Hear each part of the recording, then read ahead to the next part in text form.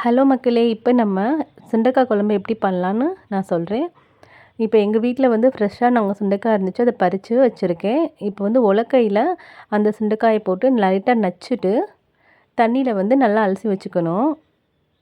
அதுக்கப்புறமாட்டி தாச்சியில் எண்ணெய் ஊற்றிட்டு கொஞ்சம் கடுகு, கொஞ்சம் வெந்தயம், சின்ன வெங்காயம் ஒரு 4, 5 நறுக்கி வச்சுருக்கேன். அதை போட்டுட்டு நல்லா வதக்கணும். வதக்கிட்டு கொஞ்சம் கருவேப்பிலை, கொஞ்சம் தட்டி வச்ச பூண்டு, ஒரு நெல்லிக்காய் சைஸ் அளவு புளி வந்து தண்ணியில் ஊற போட்டு வச்சுருக்கேன். இப்போ வந்து நல்லா கிளறி விட்டுக்குங்க. அதுக்கப்புறமாட்டி கொஞ்சம் தக்காளி, பச்சை மிளகா 2 பச்சை மிளகா, இப்போ ஒரு கொஞ்சம் கல் உப்பு, இப்போ நம்ம அலசி வச்ச சுண்டைக்காயை அதில் போட்டு நல்லா கிண்டி விட்டுருக்குங்க.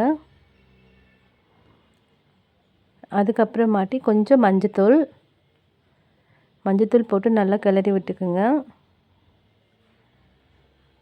அப்புறம் வந்து குழம்பு மிளகாய்த்தூள் நான் வந்து 2 டீஸ்பூன் போட்டிருக்கேன். உங்களுக்கு வந்து காரமாக வேணால் நீங்கள் இன்னொரு ஸ்பூன் சேர்த்து போட்டுக்கலாம். 2 ஸ்பூன் வந்து குழம்பு மிளகாய்த்தூள் போட்டிருக்கேன். வீட்டில் அரைச்ச பொடி தான். அதுக்கப்புறம் நம்ம கரைச்சி வச்சுருக்க புளி தண்ணி இருக்குல்ல, அந்த புளி தண்ணியை அதில் மிக்ஸ் பண்ணணும். மிக்ஸ் பண்ணிவிட்டு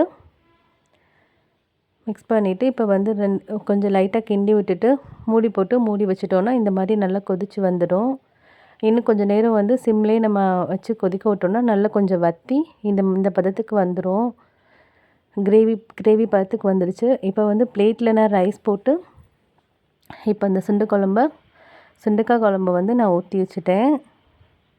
பாருங்கள், உங்களுக்கு பிடிச்சிருந்தா என்னோடய வீடியோவை வந்து சப்ஸ்கிரைப் பண்ணுங்கள், லைக் பண்ணுங்கள், ஷேர் பண்ணுங்கள். தேங்க்யூ.